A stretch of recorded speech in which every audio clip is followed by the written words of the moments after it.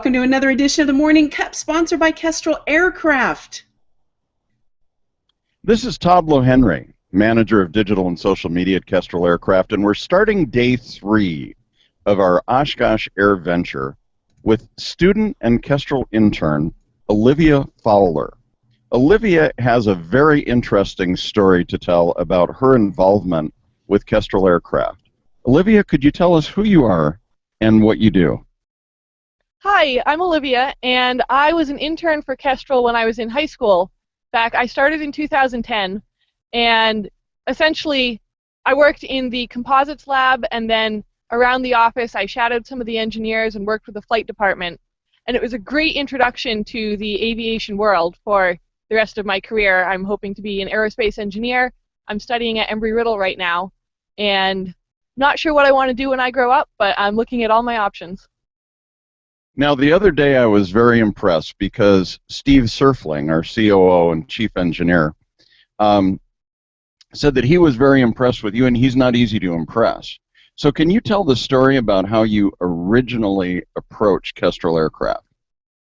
So when I was in high school, I had an awesome teacher who said, hey, let's build a wind tunnel. And so there were 9 students, and we spent the entire year researching and figuring out what a wind tunnel was, and then constructing one out of wood and metal and various other low-cost supplies. So we ended up having a wind tunnel that was about 20% of the cost of if we had purchased one, and the same efficiency. It produced over 200-mile-an-hour winds through a small area. So when we presented this at the end of the year, I knew Kestrel was an upcoming aerospace company in the area, so I sent an email and said, hey, do you guys want to come watch our presentation? I didn't have any idea. I didn't know anyone from Kestrel and didn't know if I'd get a response, but Steve Surfling got my email and said, sure, let's come. So they showed up, and I presented the wind tunnel, and I guess I impressed them enough that they were willing to hire me as an intern for the next 2 years while I was in high school. And from then on, I've just been staying in the aerospace industry and learning as much as I can. And the rest, as they say, is history.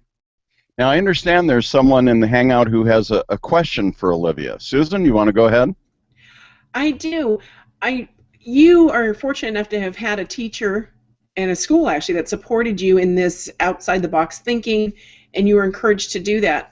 I know at our school, our kids are encouraged, to do the same thing. What would be your advice to kids in middle school, and I'm starting even before high school, in middle school, as these dreams are starting to percolate? Where should they focus their effort to help make that dream come true?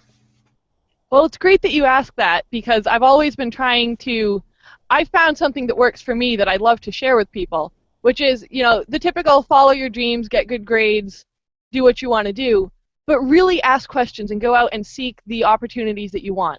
I found that people are willing to help you if you go out and ask, but if you don't ask for an opportunity to intern, to learn, to do whatever you want to do, then no one's going to offer it to you. So if you want to do something, you be eager about it, look out for the people who know more than you do, and see if you can follow them around, and most people are eager to teach people who want to learn. That's great advice. Thank you. Olivia, those are very wise words, and I think you're going to go very far with that kind of thinking. You can find Olivia's story and many more at themorningcup.net. Please join us there.